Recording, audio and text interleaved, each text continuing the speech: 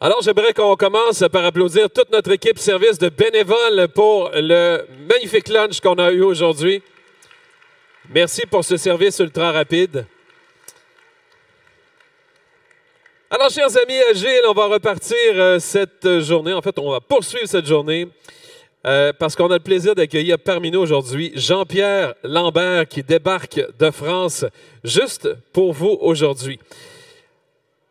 Mini CV, il a débuté sa carrière comme ingénieur logiciel. Il est désormais coach agile top qualité, en plus d'être formateur et YouTuber. Vous êtes probablement nombreux à connaître Jean-Pierre par le biais de sa chaîne Scrum Life, la première chaîne YouTube francophone sur l'état d'esprit agile.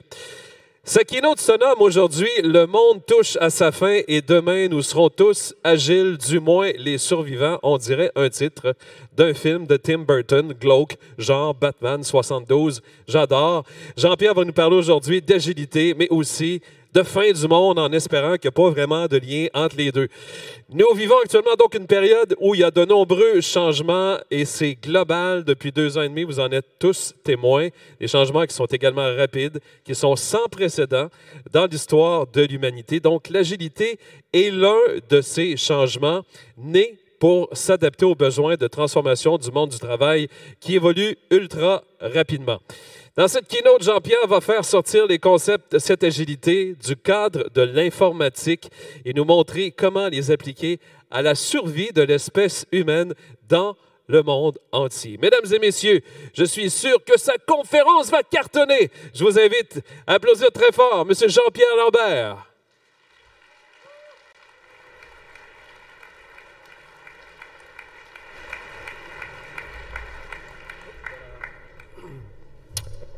Bonjour à tous, merci beaucoup. Alors, est-ce qu'il y a mes slides quelque part? Je vérifie, c'est bon. Eh ben, merci beaucoup. C'est vraiment un grand honneur pour moi d'être là avec vous, d'avoir été invité, qu'on m'ait donné cette opportunité de faire cette keynote. Donc, c'est super. Merci à tous. Donc voilà, vous avez le sujet, vous l'avez entendu. Donc on va voir effectivement en quoi le monde change et qu'est-ce que ça va impliquer pour tout le monde. Donc évidemment, la chose dont je dois vous parler avant qu'on rentre dans le cœur de la conférence, c'est si vous ne connaissez pas encore Scrum Life, allez regarder un épisode ou 2. Si vous êtes un Agile Tour, je pense que ça vous parlera. Et si vous connaissez déjà et que vous êtes fan, j'ai plein d'autocollants. Venez les demander après. Voilà. Donc, de quoi on va parler, comment on va aborder tout ce sujet. Donc tout d'abord, on va regarder comment le monde évolue et en quoi, effectivement, le monde il est toujours plus complexe. On va creuser un petit peu pourquoi ça arrive, et en cascade, du coup, comment on peut y réagir, qu'est-ce qu'on peut faire à ça. On va le regarder, on va voir qu'il y a 2 pans principaux. Il y a le fait qu'on a ce qui s'appelle finalement le progrès, c'est-à-dire il y a l'innovation qui est là, qui est de plus en plus présente et qui s'accélère toujours de plus en plus vite. On verra que, selon moi, vraiment un élément clé pour y répondre, ça va être de s'inspirer du logiciel et de penser software dans tous les aspects, et justement quand on ne fait pas du logiciel. Je développerai ça évidemment tout à l'heure. Et l'autre point, l'autre changement majeur qu'on voit, c'est qu'il y a vraiment une généralisation de la quête du sens d'un peu tout le monde et que ça rentre un peu en conflit avec la culture traditionnelle des entreprises. Et là, on verra du coup l'importance d'une vision, de l'impact qu'on génère et finalement d'avoir une véritable raison d'être en tant qu'entreprise. Voilà, je vous ai fait un résumé de la conf, mais il y a quand même une conf après, je vous rassure. Donc, premier sujet, on est donc dans un monde qui est toujours plus complexe. Pour illustrer ça, déjà je ressors le titre de la conférence, « Le monde touche à sa fin ». Alors, qu'est-ce qu'on entend par là? On est clairement à une époque charnière, qu'on voit les différentes guerres qui arrivent, la pollution qui arrive sous toutes ses formes, qui amène notamment le dérèglement climatique, que ce soit au travers des catastrophes naturelles ou le réchauffement, la fonte des glaces, la montée des eaux. En cascade, tout ça provoque aussi la perte des terres cultivables, plus les tensions internationales. Les famines, elles vont peut-être bien arriver, on les voit qui pointent le bout de leur nez. On est obligé d'en parler, les épidémies. Et le Covid, ce n'est qu'un exemple de toutes les épidémies qu'on va vivre encore et toujours, qui vont se reproduire. Donc tout ça, c'est vrai. Mais ce n'est pas vraiment l'angle que je vais choisir pour traiter ce sujet. Je vais justement en parler sous l'angle de la complexité, de voir comment ce concept de complexité, il est vraiment devenu pervasif, universel, on le retrouve partout. Donc pour ça, je vais vous présenter quelques concepts clés que vous connaissez peut-être, que vous connaissez sûrement déjà, mais je m'assure qu'on est tous bien alignés. Voilà, on va s'aligner un peu avant de continuer dans le cœur de la conférence. Donc la première chose que je vais vous réintroduire brièvement, c'est le modèle Cynefin. C'est un des modèles les plus connus pour expliquer un peu le monde, les différents problèmes qu'on rencontre, et notamment sous ce côté compliqué versus complexe. Donc le modèle Cynefin, on décrit le domaine des problèmes en 4 cadrans. D'un côté, on va commencer par le domaine du clair. C'est quelque chose, globalement, on le regarde, on arrive assez bien à l'analyser, à voir ce qu'il faut faire. Si on monte, au-dessus, on va avoir le domaine du compliqué. Alors, on est toujours, comme dans le clair, on est dans le domaine de l'ordonné, on n'a pas de chaos. Par contre, voilà, on est sur quelque chose qui est quand même compliqué, il y a beaucoup plus de subtilité. C'est typiquement un domaine où faire appel à un expert, il va regarder, il va analyser et il va voir ce qu'il faut faire. Si par contre, on va plutôt vers la gauche, là, on va avoir le chaos qui arrive, on est dans le domaine du chaotique, on est dans le désordre. Et là, du coup, ça change la donne. Typiquement, dans le domaine du chaotique, finalement, l'important, c'est de réagir vite et de ne pas forcément trop réfléchir parce qu'on ne sait pas où on va. Et quand on commence à combiner les 2 dimensions, c'est là qu'on arrive sur le complexe. On est à la fois sur quelque chose qui bouge beaucoup, qui est difficile à prévoir, et qui, en même temps, il y a beaucoup de choses qui se passent dedans, ce n'est pas quelque chose de simple à aborder. Alors, si on est vraiment exhaustif sur le modèle, il y a une 5e zone qui est au milieu, qui est le désordre, où on ne sait pas trop où on en est. Bon, c'est pas important pour aujourd'hui, mais voilà, si on veut être précis. Maintenant, une autre phrase que je vais vous introduire, que vous avez probablement déjà entendu parler. On nous dit « le monde est désormais VUCA », ou en français « VICA ». C'est un acronyme, hein, ces 4 lettres qui représentent justement 4 éléments du monde qui évolue. À l'origine, c'était un acronyme dans le domaine du monde militaire pour décrire comment les forces armées, ce qu'elles rencontrent sur le terrain. En fait, effectivement, on peut l'appliquer à un peu n'importe quel domaine, y compris dans le domaine des entreprises, du management, etc. Et donc, c'est quoi ces 4 éléments? Donc, le V, c'est la volatilité. Les situations changent vite, en permanence, de manière imprévisible. Donc le U ou le I, c'est l'incertitude, uncertainty en anglais. On ne peut pas prédire l'issue des situations. Il y a des effets de surprise, il y a des émergences inattendues de concurrence ou d'opportunités qui arrivent. Le C, on retrouve le petit mot fétiche, la complexité. Il y a un nombre croissant d'interactions, des interactions qui sont souvent dynamiques. Et le dernier, c'est l'ambiguïté. C'est difficile de comprendre une situation sans se tromper. Il y a des relations de cause à effet qui ne sont pas apparentes. Par exemple, quand il y a aussi des textes réglementaires, ils sont sujets à interprétation. Voilà. Et donc on voit, il y a quand même tout ça en même temps, et ça doit vous parler. On voit que c'est vraiment des choses qu'on rencontre et qui font que c'est d'autant plus difficile aujourd'hui d'aborder des problématiques. Alors si je reviens sur le modèle Cynefin que je vous ai introduit juste avant, en fait, finalement, cette phrase « le monde est désormais VUCA », le monde est de plus en plus VUCA, qu'est-ce qu'on nous dit? C'est que d'un côté, on monte vraiment vers les problèmes où il y a beaucoup de subtilité, que de l'autre côté, on va vraiment vers le désordre, vers le chaos, et donc je combine le tout, et clairement, on va vers le domaine du complexe. Alors évidemment, pourquoi j'insiste autant sur la complexité? C'est parce que le meilleur outil qu'on a pour adresser la complexité, c'est l'empirisme, et en particulier l'agilité qui se fonde sur l'empirisme. Alors, petite définition de l'empirisme, je sors ça du Larousse, c'est surtout la 2e définition qui nous intéresse, je vous la lis. Méthode reposant exclusivement sur l'expérience, sur les données et excluant les systèmes a priori. Un exemple de cadre de travail qui repose sur l'empirisme, qui construit justement sur cette approche, je ne vais pas vous l'apprendre, mais bon, je vérifie encore une fois qu'on est tous bien alignés, évidemment, c'est Scrum. Scrum est fondé sur l'empirisme, et en particulier, on a 3 piliers dans Scrum qui permettent de vivre l'empirisme. Ce premier pilier, c'est la transparence qui va permettre l'inspection, puisqu'effectivement, il faut voir les choses pour pouvoir les inspecter. Et l'inspection va nous permettre d'apprendre des choses et donc de faire l'adaptation. Le principe de Scrum, c'est inspection, adaptation en permanence, et on a besoin de transparence pour que ça marche bien. Donc encore une fois, je prends juste 2 minutes pour être sûr qu'on est tous raccords. C'est quoi Scrum?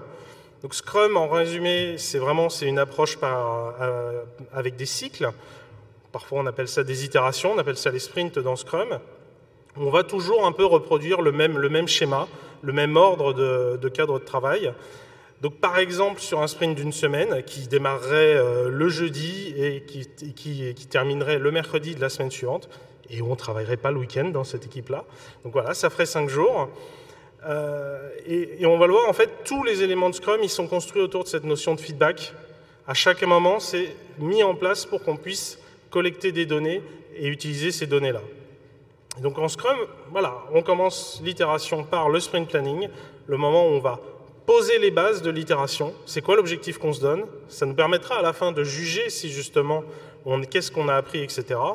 Et à la fin, il y a deux réunions, on a la revue et la rétrospective. Ben, la revue, on regarde qu'est-ce qu'on a appris, qu'est-ce qu'on a fait, qu'est-ce qu'on en apprend, et du coup, qu'est-ce qu'on adapte dès le sprint planning suivant. Et la rétrospective, on va prendre une vue un peu plus holistique, où là, c'est comment on construit le produit, comment on fonctionne. Et évidemment, on a la mêlée quotidienne, la Daily Scrum, qui est toutes les 24 heures, pour s'assurer, à chaque fois on repart du sprint planning, c'est quoi l'objectif qu'on s'est donné, est-ce qu'on va l'atteindre ou pas? On regarde, donc on a fait l'inspection, et on adapte le plan pour qu'à la fin, on ait réussi. Voilà. Alors pourquoi le monde il devient VUCA? Qu'est-ce qui se passe? C'est quoi vraiment? Comment expliquer ça? Je vais l'illustrer comme ça. Donc on a les entreprises, et les entreprises, elles sont entre le marteau et l'enclume. D'un côté, c'est quoi l'enclume? C'est l'innovation qui s'accélère, et donc finalement la concurrence, qui est de plus en... voilà, si on ne suit pas le chemin de l'innovation, on se fait dépasser. Et de l'autre côté, des changements sociétaux profonds. Et les entreprises sont dans cette situation-là, elles se font taper dessus, quoi. Donc on va regarder d'abord l'un puis l'autre. On va d'abord regarder justement sous le pan de l'innovation et de la technologie, comment on vit la notion de progrès, et un progrès vraiment qui progresse de manière exponentielle. Donc il y a tout un cimetière d'entreprises qui ne se sont pas adaptées. J'ai envie de prendre un exemple que je trouve assez emblématique, c'est Kodak. Donc Kodak, techniquement, la société, elle existe toujours. Alors j'ai cru lire qu'elle allait peut-être vraiment faire faillite dans les 3 mois qui viennent, mais bon, techniquement, elle existe toujours, mais ça n'a rien à voir. Évidemment, Kodak, on pense à la photographie argentique. C'était les rois du pétrole, ça tenait presque du monopole de la photographie argentique. Aujourd'hui, si vous achetez un appareil photo Kodak, il n'y a rien de Kodak dedans. Vous savez, vous pouvez aller en Chine, ça s'appelle, c'est de l'OEM. En gros, c'est des ingénieurs chinois qui ont tout conçu et ils mettent votre marque dessus, etc. Donc voilà, ils capitalisent comme ils peuvent sur leur marque, mais il n'y a aucune innovation dedans, il n'y a rien d'original. Donc c'est pour ça, pour moi, ça n'a rien à voir. Ce n'est plus le même Kodak. Kodak, pour moi, il est au cimetière. Il est au cimetière avec toutes ces pellicules de photographie argentique. Et en fait, cet exemple-là, il n'est pas anodin. C'est que, justement, ils en sont là parce qu'ils ont raté le virage de la photographie numérique, sauf que le premier prototype, le réel prototype de photographie numérique, justement, il a été fait en 1975 chez Kodak. Et Kodak, non, ça ne l'a pas intéressé, ça ne valait pas le coup, etc. Parce qu'en fait, c'est vrai que ce n'est pas facile de changer de paradigme. Est-ce que l'organisation, elle était réfractaire au changement? Et on se rend compte que parfois, on fait presque exprès de changer, de louper le changement. Il y a plein de bonnes raisons, ou plutôt plein de bonnes explications. On a la bureaucratie, il y a les avantages individuels de chaque personne, plutôt que celui global de la société. On a des jeux politiques, tout un tas de choses qui feront qu'on va favoriser le statu quo en négligeant que le monde, lui, il change, il bouge, et de plus en plus vite. Et ça me donne envie de rebondir sur un tweet d'Alistair Cockburn. Alistair Cockburn, avec qui on est copains, c'est un de nos partenaires d'ailleurs sur nos formations. Et il donne une des définitions qu'il donne de l'agilité. Vous pouvez la ressortir, je la trouve parfois très pertinente selon la situation, c'est de dire que l'agilité, c'est réduire la bureaucratie. Et c'est ça, en fait, ces entreprises qui meurent, ben, elles sont l'inverse de l'agilité. Elles sont anti-agiles. Et des exemples comme Kodak, il y en a de plus en plus, et ça va que s'accélérer. Alors, les innovations, il y a vraiment un cycle des innovations qui vont justement expliquer aussi pourquoi ça s'accélère. Si je vous fais alors un petit diagramme, je vais essayer, pour essayer d'expliquer ça un petit peu mieux. Sur ce diagramme-là, je vais noter donc en hauteur, en ordonnée, si je ne me trompe pas, ça va être un peu le niveau de valeur des innovations. Et en abscisse, on va voir, il y a plusieurs niveaux de maturité des innovations. Et en général, justement, ce qu'on appelle une innovation, une nouvelle chose qu'on découvre, donc ça va être vers la gauche, on est plutôt dans le domaine de l'exploration. On est tombé dessus par hasard, ou on a fait exprès d'explorer, d'aller un peu nulle part et de voir où on arrivait. Et après, cette découverte, elle va maturer, on va savoir l'utiliser, la reproduire, la créer. Ça va être un peu une sorte d'industrialisation ou de productisation, ça devient quelque chose qu'on arrive à vendre, etc. Et puis pareil, avec le temps, l'innovation, elle va continuer d'évoluer, elle va continuer de maturer, et progressivement, au bout d'un moment, ça va devenir une commodité. Un exemple, ça pourrait être justement l'électricité. Aujourd'hui, l'électricité, vous voyez l'électricité chez vous, vous appelez la compagnie d'électricité, ils font une bidouille sur l'ordinateur et ça y est, vous avez l'électricité chez vous. On a juste à payer pour l'avoir. Un changement beaucoup plus récent, ça serait avoir de la puissance de calcul. Si on remonte à plusieurs décennies, fallait bricoler des ordinateurs, on ne sait pas trop comment, puis plus récemment, c'est quelque chose qu'on achète, qu'on utilise. Aujourd'hui, c'est littéralement, vous sortez votre numéro de carte bancaire sur le site d'AWS ou de n'importe quel fournisseur de cloud et vous avez des ressources de calcul. C'est une commodité. Et en fait, quand les innovations sont devenues des commodités, elles servent de base, elles servent de fondement à d'autres innovations qui sont plus évoluées et qui, à leur tour, vont maturer, vont devenir des commodités et qui, à leur tour, vont servir à d'autres innovations. Et c'est ça le mécanisme qu'on retrouve dans la notion de progrès, c'est que les innovations servent à accélérer la découverte d'autres innovations et ainsi de suite. Alors, si jamais ce n'était pas clair, je vais ressortir les exemples les plus bateaux du monde. Voilà, on a découvert le feu, on a pu se protéger des bêtes, on a pu travailler la nuit, on a pu se chauffer, on a pu stocker la nourriture plus longtemps, on a eu l'âge de la pierre, on a commencé à avoir des outils vraiment subtils pour faire des choses, même si ça nous semble grossier aujourd'hui. On a appris à faire des maisons, on a appris l'agriculture, on a appris la forge des métaux, et rien que le domaine de la forge des métaux, c'est en évolution constante. Aujourd'hui, on a des machines qui forgent des blocs de plusieurs centaines de tonnes de métal, c'est absolument incroyable. Et parce que cette idée-là, c'est juste qu'en fait, on se crée des outils qui nous aident dans notre quotidien, qui nous rendent plus efficaces, mais ces outils nous servent aussi à développer de nouveaux outils qui sont eux-mêmes plus efficaces. Je vais aller maintenant plus dans le domaine informatique que j'aime beaucoup, c'est de là que je viens, pour essayer d'illustrer cette tendance. Donc ça représente, c'est la loi de Moore. Donc Moore, un ingénieur de chez Intel, qui avait fait cette observation que le nombre de transistors dans les micropuces doublait tous les 2 ans. Alors, quand il a fait la première observation, il n'avait que 4 points de référence. Il n'y avait pas beaucoup de générations. Donc, c'était à la fois une prévision et aussi un peu un challenge. Il donnait un peu le ton à son entreprise, à Intel, et puis aussi à toute l'industrie, quoi. Et ce qu'on voit, voilà, sur ce diagramme, depuis 1970 jusqu'en 2020, la courbe, elle est bien droite. Alors, attention, c'est une courbe, l'échelle, elle est logarithmique. Donc une courbe droite sur une échelle logarithmique, ça veut dire que c'est exponentiel. Si on n'avait pas utilisé l'échelle logarithmique, on aurait vu un truc tout plat, puis à la fin, ça monte d'un seul coup. Et donc ça veut dire que ça représente justement cette évolution exponentielle. Et une des raisons pour lesquelles on y arrive, c'est parce que ça nous crée des ordinateurs plus puissants qui nous servent à développer des processeurs plus puissants. Et ça, dans le domaine de l'ordinateur, cette constatation, elle s'applique à tous les aspects. La puissance de calcul, elle aussi, elle suit une courbe exponentielle. La taille des ordinateurs, elle suit une courbe exponentielle de plus en plus petite. Au début, c'était des bâtiments entiers, puis des salles, puis des gros blocs, puis des petits ordinateurs, puis des ordinateurs portables, puis des smartphones. Maintenant, c'est des toutes petites puces qu'on embarque. L'efficacité énergétique aussi. Pour faire un calcul donné, ça nous prend toujours moins d'énergie, ça suit une courbe exponentielle. La mémoire, le coût de la mémoire aussi, etc., etc. On retrouve toujours cette tendance de la progression exponentielle. Et donc si on enlève justement l'échelle logarithmique, ça ressemble à ça. Et en fait, nous, on se retrouve face à un mur, parce que le cerveau humain, en fait, il n'est pas, à quelques exceptions près, la majorité des personnes, on a un cerveau qui est câblé pour penser linéaire, qui n'est pas fait pour penser exponentiel. Et donc, c'est une des raisons pour lesquelles c'est très difficile, voire c'est impossible de prédire l'avenir. Nous, ce qu'on voit, c'est qu'on est face à un mur, mais en fait, on ne le voit pas, ce mur. Parce que justement, on va se baser sur le rythme auquel les choses évoluent dans le présent ou dans le passé proche. Effectivement, quand on se retourne, la courbe, elle monte gentiment. On ne voit pas ce côté exponentiel.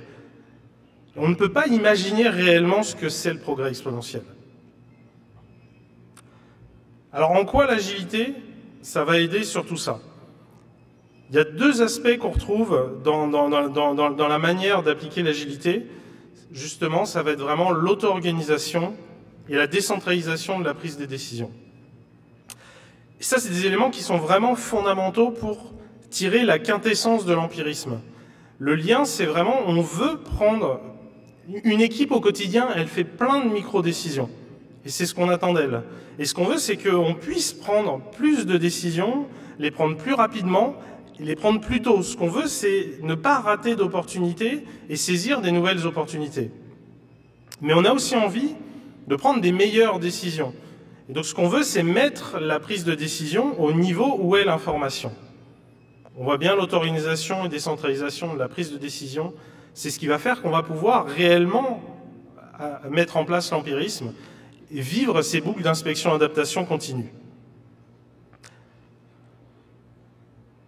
Et donc, en fait, ce qu'on va voir, c'est que dans les entreprises les plus emblématiques de l'innovation poussée à son paroxysme, il y a cette idée-là de peu importe ce qu'on est en train de construire, on va le traiter comme du software. Alors, je fais exprès d'utiliser le terme anglais software, parce que justement, ce qui m'intéresse, c'est pas ce côté, alors ça vient du domaine de l'informatique, hardware, c'est la machine, c'est la partie physique qui est difficile à mettre à jour. Software, c'est le logiciel qu'on peut mettre à jour facilement. Mais c'est pas cette notion de matériel et de logiciel qui m'intéresse, c'est plutôt le côté étymologique, soft, quelque chose de mou, de malléable, de flexible, et hard, quelque chose de dur, de figé. Et justement, la plupart des entreprises, elles ont tendance à penser en hardware, alors qu'il faudrait qu'on pense en software, justement, intégrer de la flexibilité, utiliser des outils malléables, configurables. Donc justement, pourquoi cette préférence pour le software? J'ai envie de donner un exemple. C'est le Japon dans l'après-guerre, qui a donc inventé le Lean. Une des raisons qui a fait que une société comme Toyota a réussi à devenir vraiment compétitive avec les ténors de l'Amérique, c'est parce qu'ils ont complètement changé de modèle, justement vers le Lean, mais un des aspects, c'est qu'ils ont fait le choix, plutôt que de construire des machines spécialisées les plus performantes possibles, de se dire on va faire des machines qui sont peut-être pas très performantes, mais qui sont beaucoup plus flexibles, qui sont beaucoup plus configurables. Ce qui s'accompagne évidemment dans la pensée Lean, on a une pensée systémique. L'important, ce n'est pas la performance des éléments, c'est la performance du système dans son globage. Et on voit le lien entre les deux. C'est que des éléments qui sont flexibles vont nous permettre de s'adapter et d'optimiser la performance du système dans sa globalité, et non pas juste d'optimiser un morceau du système. Et de travailler avec justement, d'être plutôt sur du software, comme on a de la flexibilité, on va pouvoir rentrer dans une logique avec du feedback tôt, parce qu'on va pouvoir configurer des choses, on va mettre moins de temps à mettre des choses en place, et on va pouvoir acter sur le feedback qu'on récolte. Et tout ça fait qu'au global, on a simplement une réduction du temps de cycle, entre le moment où on conçoit quelque chose, le moment où on le livre, le moment où on en tire de la valeur. Un exemple de ce que ça veut dire de penser software, une innovation relativement récente, c'est l'impression 3D. Si vous ne connaissez pas, j'ai fait un petit roman photo. Donc là, on est sur le cas d'usage un peu de quelqu'un qui fait du modélisme. Voilà, donc elle verse de la résine dans sa machine, elle programme son imprimante 3D, l'imprimante 3D travaille, Et voilà, et ça lui fait sa pièce qu'elle n'a plus qu'à finir, etc. Donc ça voilà. Donc c'est peut-être pas très impressionnant juste dans le cas d'un modéliste, mais je pense que ça vous explique bien comment ça fonctionne. On configure la machine et ça vous fait ce que vous voulez. Ce qui est peut-être plus impressionnant, c'est les applications vraiment industrielles. Notamment dans le domaine de l'aéronautique, ça devient vraiment de plus en plus standard et commun. On construit des pièces avec l'impression 3D, peu importe, j'utilise d'autres termes parce que dans l'industrie, il faut qu'on se la joue. Mais voilà, on se retrouve à avoir des pièces qui sont plus légères, on les produit plus rapidement, on les produit pour moins cher, et tout ça avec moins de main-d'œuvre. Et on peut bien sûr itérer beaucoup plus rapidement. C'est beaucoup plus facile de créer une pièce, de fois voir ce que ça donne et de la changer, etc. Et ça, c'est tellement un succès qu'en fait, ça va devenir juste le nouveau standard. Toutes les industries vont s'y mettre. Maintenant, si je vais sur les exemples qui me semblent les plus parlants de sociétés qui ont acquis cette logique de pensée software, j'ai deux exemples. Donc, le premier exemple, c'était un programme de la US Air Force, justement pour penser complètement différemment, radicalement différemment, comment on construit les avions de chasse, pour réussir à itérer beaucoup plus vite. Il y a deux choses fondamentalement qui ont été mises en place. D'un côté, c'est un recours massif aux simulations numériques, ce qui est à l'opposé de l'approche traditionnelle, qui est de passer beaucoup de temps à concevoir un prototype, à construire le prototype, à voir qu'il y a plein de problèmes dessus, et on est reparti pour X milliards et X années. Non, on va itérer beaucoup avec des modèles numériques. Et ça marche, c'est-à-dire qu'en 1 an, ils ont fait leur premier prototype qui volait. C'est quand même assez singulier dans l'industrie. Et l'autre changement assez majeur, c'est qu'ils se sont vraiment appropriés l'état d'esprit agile et aussi les pratiques associées à l'agilité. Ils ne se sont pas dit, on ne fait pas du logiciel, donc ce n'est pas pour nous. Non, au contraire. Ils sont allés voir ce qui se passe dans le domaine du logiciel et ils ont essayé de retransposer les pratiques du logiciel, donc du software, dans d'autres domaines. Ils ont pensé software.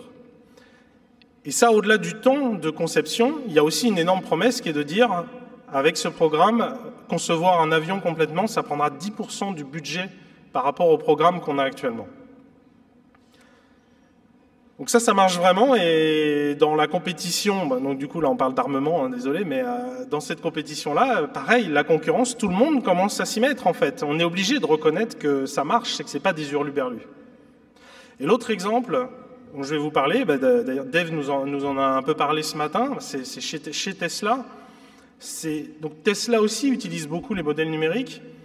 Quand Tesla fait des crash tests, ce n'est pas pour homologuer ses véhicules. Normalement, le processus habituel d'homologation, on passe beaucoup de temps à concevoir une voiture, ensuite on rentre dans le processus d'homologation qui est très long, qui est très coûteux. Il faut se dire quand même qu'on passe son temps à cracher des voitures. Donc c'est long, c'est coûteux, ça prend beaucoup de temps, tant et si bien que le modèle normal, c'est de se dire, on fait un modèle, on fait une base de modèle, on la blinde bien, et puis après on capitalise dessus pendant 5 ou 10 ans avec juste des changements à la marge. Donc chez Tesla, non, on ne fait pas ça. Ce qu'on va faire, les crash tests, ils vont être complètement numériques, c'est des modèles. Et les vrais crash tests, ils en font pour valider que leurs modèles, ils sont toujours à jour.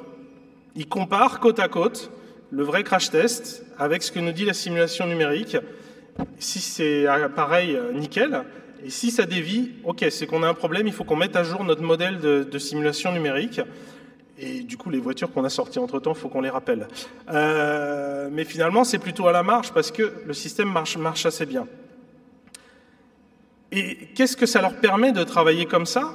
Ça veut dire qu'en fait, ils ont littéralement automatisé le processus d'homologation.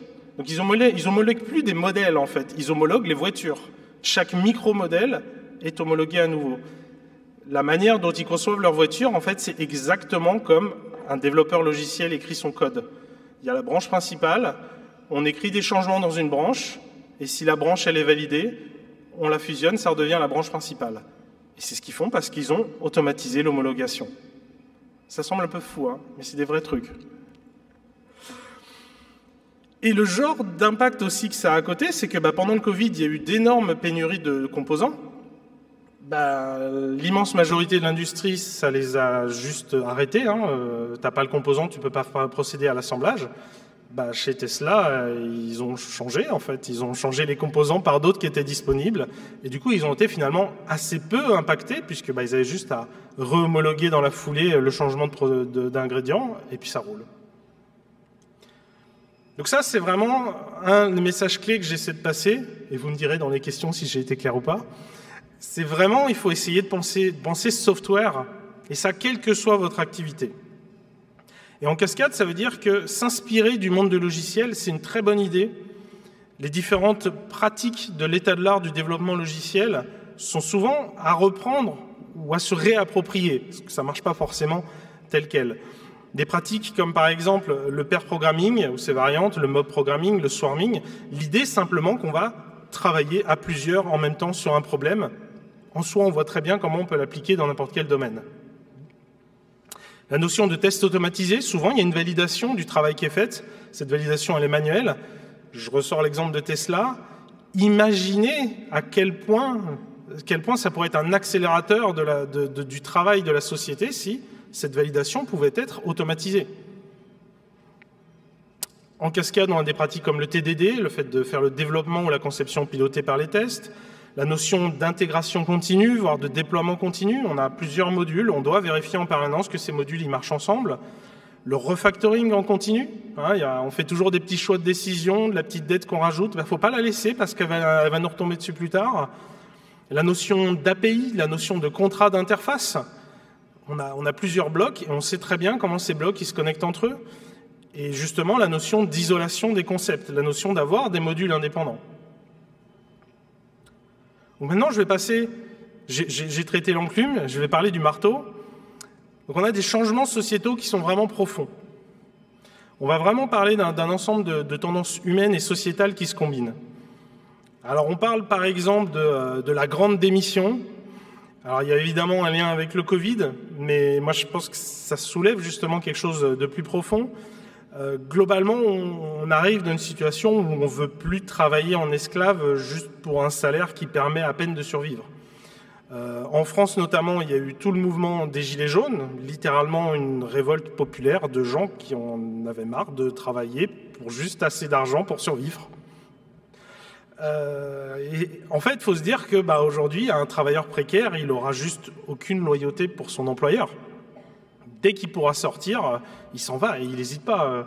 Il trouve plus proche de chez lui, il trouve payer mieux, ou juste il a mis assez d'argent de côté pour souffler pendant un mois. Il n'hésite pas en fait. Et en même temps, on voit aussi les catastrophes climatiques qui se profilent. On ne sait même pas si le monde il existera toujours demain. Et en fait, finalement, qu'est-ce qui a envie de travailler pour de l'argent si c'est pour qu'il n'y ait plus de monde dans 20 ans? Si on n'a rien à léguer à nos enfants, c'est la fin du monde, quelque part. Donc on cherche du sens, on cherche beaucoup plus un alignement dans son travail avec ses valeurs. On refuse quelque part de travailler pour l'ancien monde. Un autre angle que je vais examiner, on a toujours souvent cette opposition, on a le travail physique et on a le travail du savoir. Traditionnellement, on pense que indexer la rémunération ou des bonus sur la productivité, ça marche bien, ou plutôt bien pour le travail physique. Par contre, pour le travail du savoir, ça ne marche pas du tout et en fait, c'est même contre-productif. Ça peut même avoir l'effet inverse. En fait, ce qu'il faut se dire, c'est que le travailleur du savoir, il a besoin d'être vu comme un atout et non pas comme un coût. Donc, c'est-à-dire qu'avec quoi on va le motiver? On va le motiver avec l'impact qu'il génère. On va le motiver aussi avec la responsabilité qu'il a sur son propre travail. On va aussi le motiver avec la satisfaction de faire du travail de qualité. Donc évidemment, je ne suis pas en train de dire qu'il n'y a pas du tout de question autour du salaire. C'est juste qu'il faut que le salaire il soit suffisant, il soit compétitif. Il faut faire en sorte que ça ne soit pas un sujet, en gros. Mais dès lors qu'on a atteint le seuil où on n'en parle plus, ça ne sert à rien de donner plus. En tout cas, ce n'est pas avec ça qu'on va motiver la personne.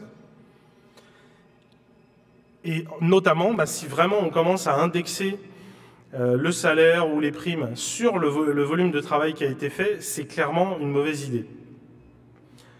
Et finalement, voilà, dans le domaine du travail du savoir, on travaille avant tout parce qu'on est motivé par le sujet, quoi. Ça ne se décrète pas, on atteint les plus hauts niveaux de performance parce qu'on est passionné. Et il faut tout mettre en place pour que cette passion elle se libère. Et là où je veux en venir, c'est que trop d'entreprises n'ont pas compris ça du tout. elles n'intègrent pas les motivateurs profonds des personnes, leurs motivateurs intrinsèques. Aujourd'hui, on voit une véritable déconnexion entre les modèles d'organisation et de rémunération traditionnels, qu'on retrouve encore très souvent, voire un peu partout, et les besoins des travailleurs du savoir. Et on voit que là, l'immense majorité des entreprises, elle a raté une marche. En fait, elle a même raté toute une flopée de marches, quoi. Un autre aspect à examiner, c'est qu'on est maintenant dans l'ère, dans l'âge de l'information. Voilà, on a partout Internet, on a nos smartphones tout le temps avec nous, on a toutes les réponses du monde facilement, dans le creux de la main et à tout instant. Voilà, tout est numérique, c'est de l'information qu'on peut dupliquer à volonté sans perte de qualité, et on a les moyens de partager cette information, rapidement, sans délai. Alors, selon Cisco, en 2010, on sera bientôt dans l'ère du zeta-octet. Alors, qu'est-ce que ça veut dire? Ça veut dire que, donc un zeta-octet, j'ai pas pris les unités intermédiaires qu'on connaît pas trop. La première qu'on connaît à peu près, c'est téraoctet. Donc un zeta-octet, c'est 1 milliard de téraoctets, sachant que c'est déjà pas mal un téraoctet.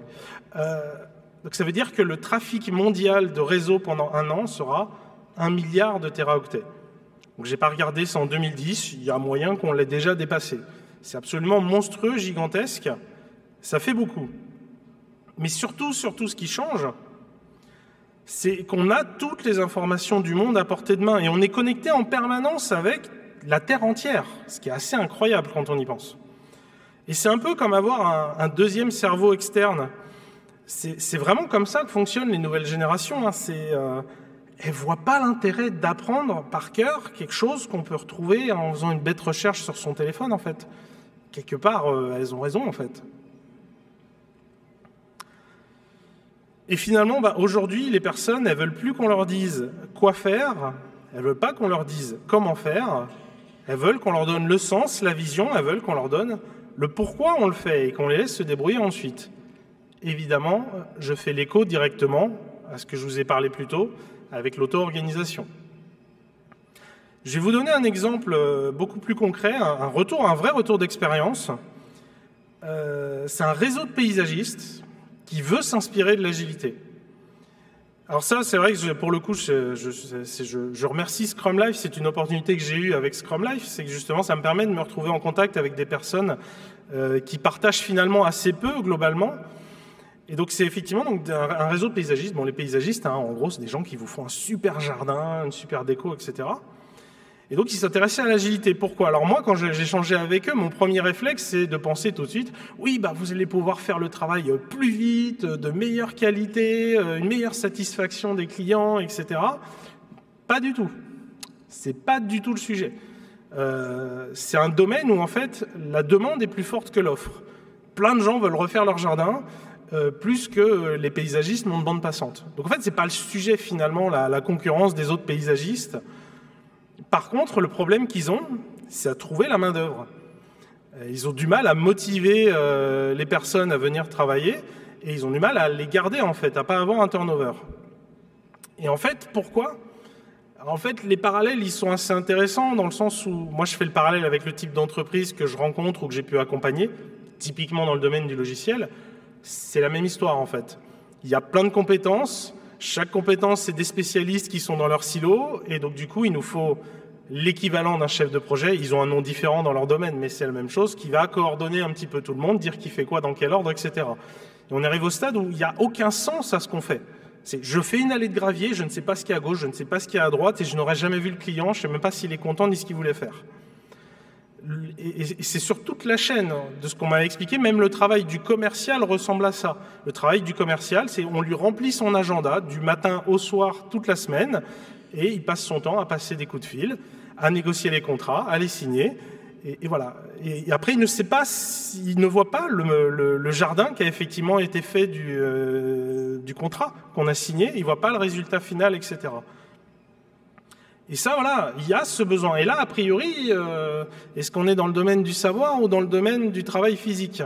On est peut-être plus sur le physique. Et on voit, il y a les mêmes dynamiques qui sont en jeu. Ce qu'on a envie, c'est de voir le sens de ce qu'on fait, d'avoir une vision globale et d'avancer ensemble. Un autre point que j'ai envie de mettre en avant, c'est la durée de vie des personnes qui c'est évidemment une bonne nouvelle. On vit de plus en plus longtemps. On voit que ça s'est quand même nettement amélioré depuis les années 1900 et ça continue. Mais il n'y a pas juste la durée de vie en tant que telle qui a augmenté, il y a aussi la qualité de vie. C'est-à-dire que quelque part, on vit plus jeune, plus longtemps, dans le sens être capable d'être valide, d'être capable de faire des choses. Et c'est presque problématique du point de vue du progrès, dans le sens où quand il y a un changement générationnel, les innovations les plus dures à faire passer la pilule, parce qu'effectivement, on a toujours ce réflexe un peu conservateur de se dire « Oh là, c'est quoi ce truc-là, on va pas trop y toucher ». Bon, finalement, quand tu passes la main à une nouvelle personne qui a grandi avec, pour cette personne, c'est une évidence, elle a grandi avec, voilà, le changement, il arrive. Mais là, comme on est avec des personnes qui vivent plus longtemps et avec une meilleure santé, elles gardent le pouvoir aussi plus longtemps, et donc ça renforce en fait le clivage générationnel, au lieu de passer la main aux plus jeunes. Et ça renforce encore une fois cette déconnexion qu'on a entre ce qu'offrent les entreprises et ce que recherchent les nouvelles générations.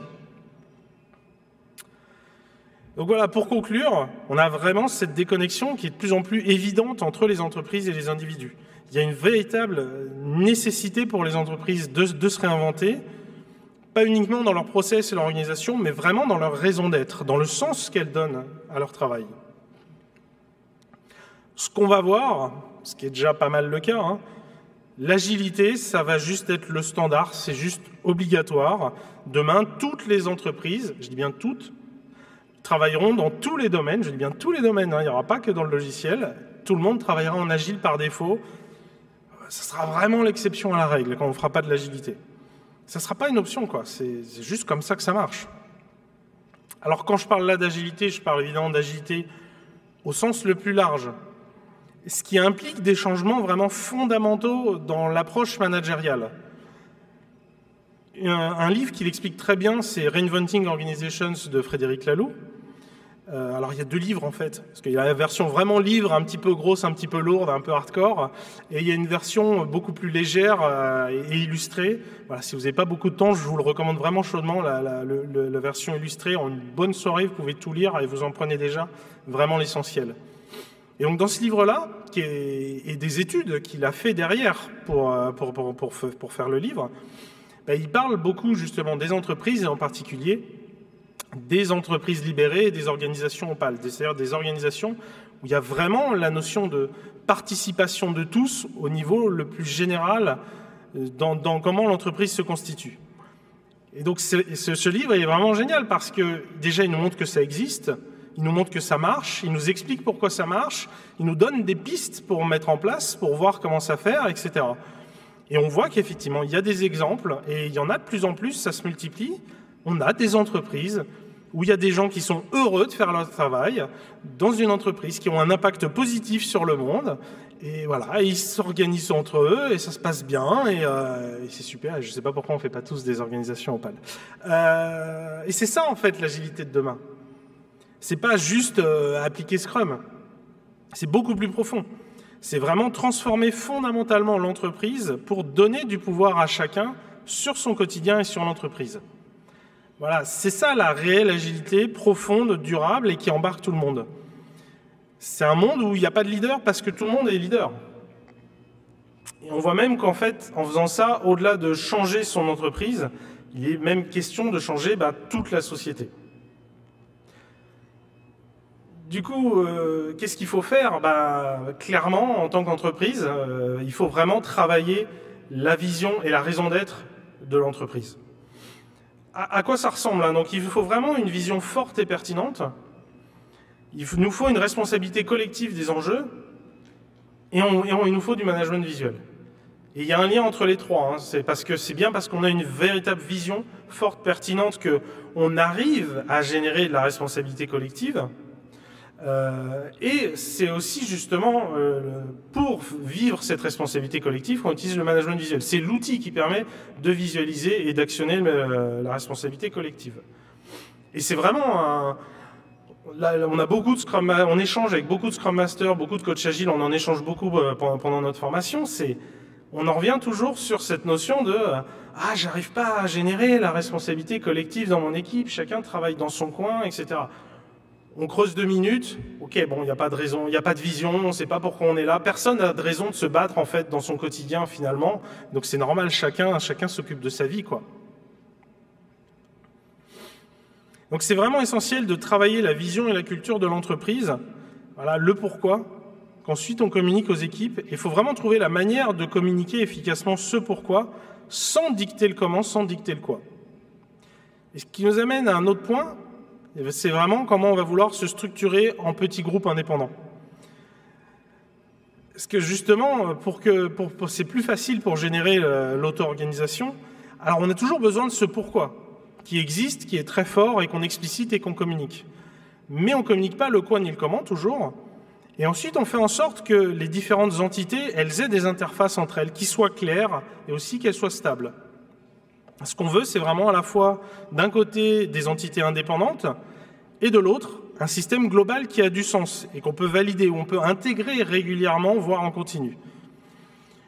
Et évidemment, en faisant ça, on cherche aussi à s'assurer qu'on met au même niveau ceux qui ont l'information et ceux qui prennent les décisions, pour justement à la fois accélérer la prise de décision et améliorer la qualité des décisions.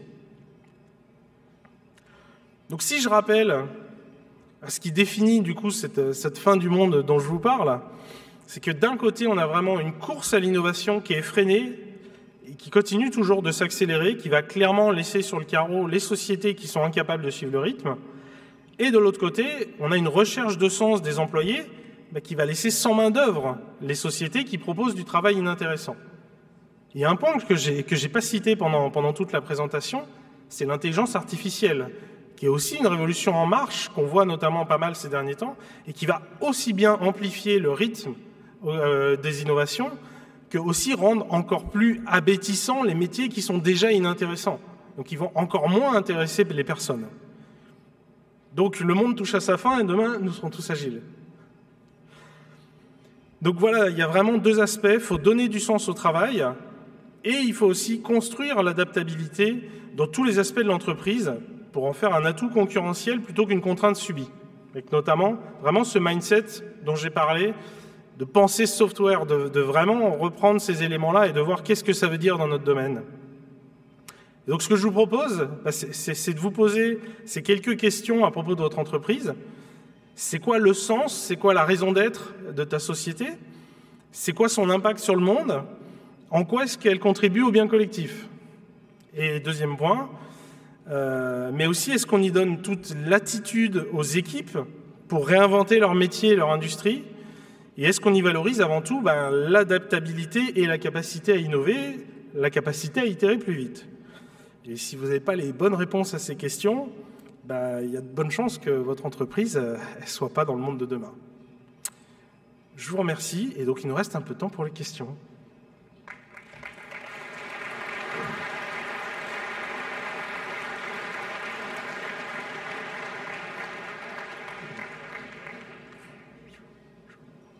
Ou pas. Voilà. Alors pour la petite histoire, les dessins un peu chelous que j'ai mis justement, c'est avec DALL-E, c'est l'intelligence artificielle qui génère des images. Voilà. Donc, il y en a certaines qui sont OK, il y en a qui sont un peu flippantes. Voilà. Personne n'a de questions? C'était tellement clair.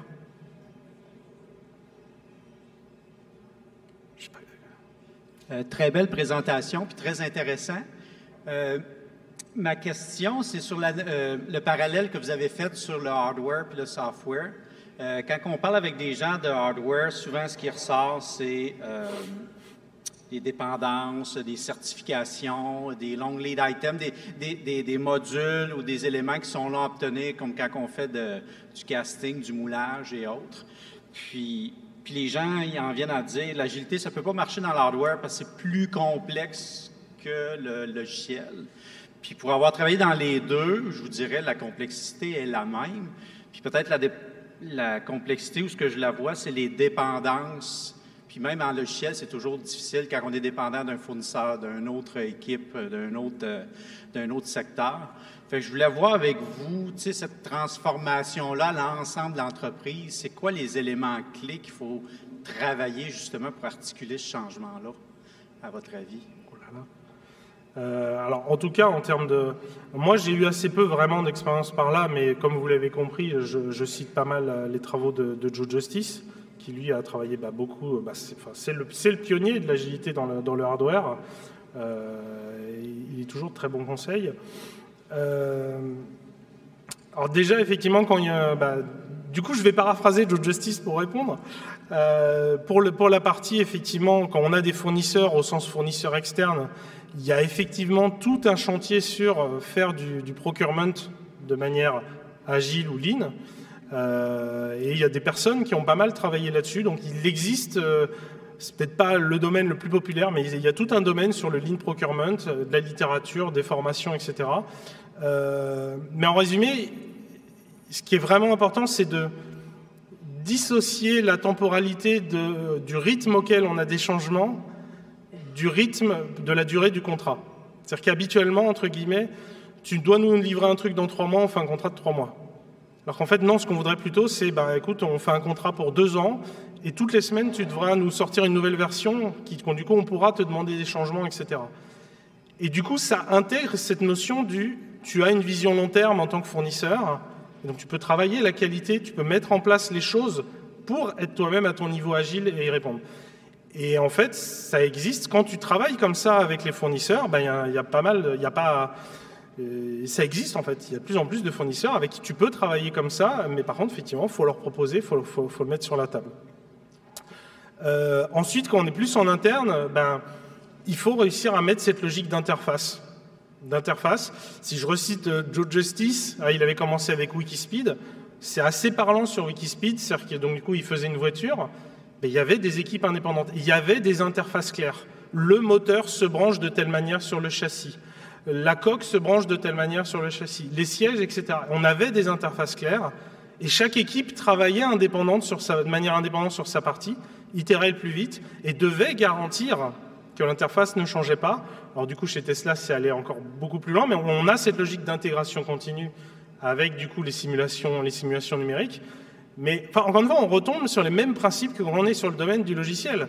Et je sais que ça, c'est un conseil que j'avais donné à un CTO que j'avais accompagné. Donc, il y avait une bonne partie qui était du logiciel, mais il y avait aussi une partie IoT avec du hardware. En fait, le conseil que je lui ai donné, c'est tous les gut feelings que tu as en tant que CTO qui fait du logiciel.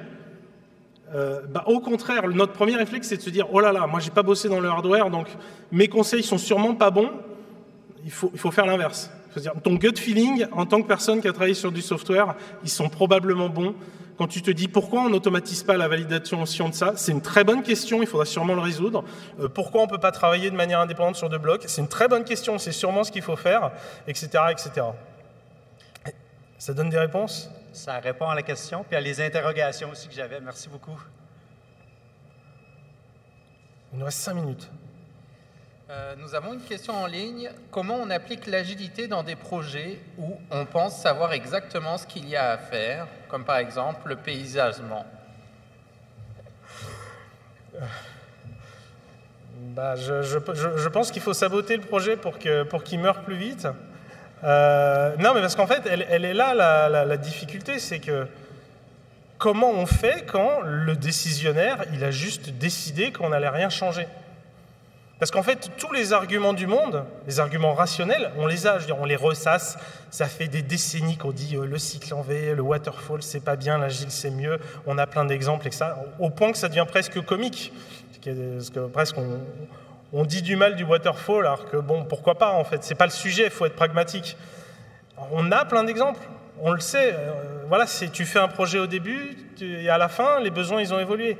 L'exemple de l'avion de chasse, il est assez parlant. Un avion de chasse, c'est facilement 10 ans, 15 ans de conception, puis encore 5, 10 ans derrière pour qu'il rentre vraiment dans le marché. Je sais, récemment, il commençait à se réjouir des ventes incroyables du Rafale. Bon, maintenant, on l'a fait il y a 20 ou 30 ans, le Rafale, mais parce que c'était le processus habituel.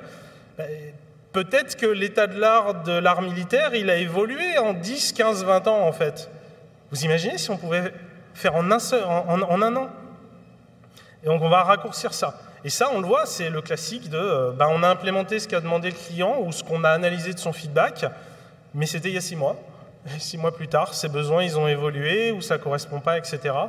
Donc, C'est pour ça que j'ai du mal à répondre, c'est que j'ai l'impression qu'en fait, on est plus au stade où c'est de l'irrationnel.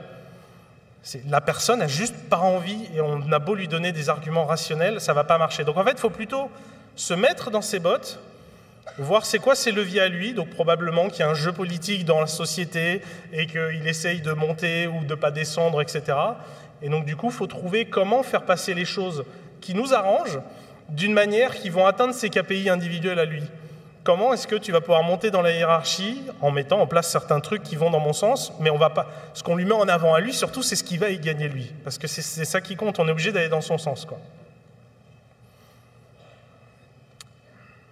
C'est peut-être la dernière question, vu le temps qui reste. Bonjour, merci pour la présentation. Ma question, c'était que on dit que justement on veut laisser les équipes autonomes et leur donner le pourquoi et qu'ils soient libres sur le comment et sur le quoi.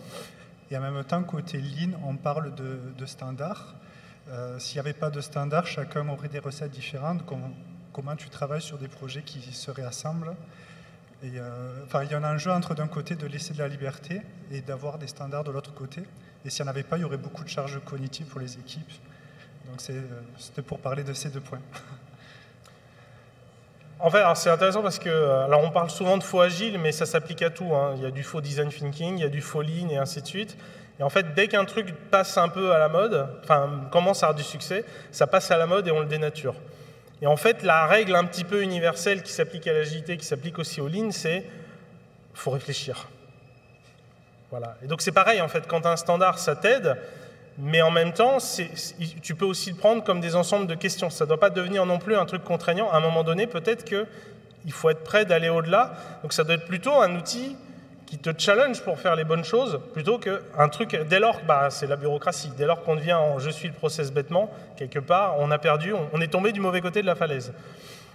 Donc, ça aide. Maintenant, ce qu'on va voir, c'est que si on arrive à découper les choses en plus petits groupes, ça devient aussi moins des nécessités. Puisqu'effectivement, on est moins nombreux à travailler dessus. Et surtout, c'est quoi le niveau qu'on place? Parce que souvent, le standard, finalement, il va être sur le outcomes, le livrable. Alors que, non, pardon, le output sur le livrable. Alors, ce qu'on voudrait, c'est sur le outcomes. Donc, si on commence vraiment à donner du sens et à vraiment se poser la question, est-ce que ça répond aux besoins? Ça devient des questions un peu implicites, en fait. Voilà, donc c'est certainement un outil utile, mais il faut faire attention à ce que ça ne devienne pas un mauvais ennemi. Bon. Ok, merci beaucoup. Je pense qu'on a fini, c'est l'heure. Merci beaucoup. Venez demander vos autocollants. Merci beaucoup, Monsieur Jean-Pierre Lambert.